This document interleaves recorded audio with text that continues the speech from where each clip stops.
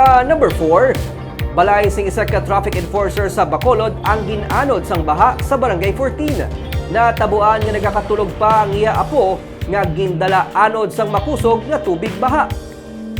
Nagahampang lang sang ML ang traffic enforcer nga si Rogelio Hipana sang mabatian ang pagdinagamak sang iya balay sa kilid sang sapa sa Purok Rizal sa Barangay 14 kagabi.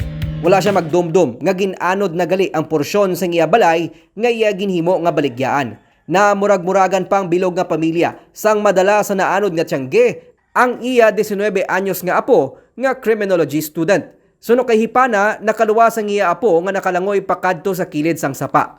Pero nag-angkon siya sa mga pilas sa lawas. Wala naman masalbar sang pamilya ang pila nila ka mga pagkabutang, kasubong sang TV, refrigerator, kag pati na ang bag-o nila panindahan nga inugbaligya sa tiyangge.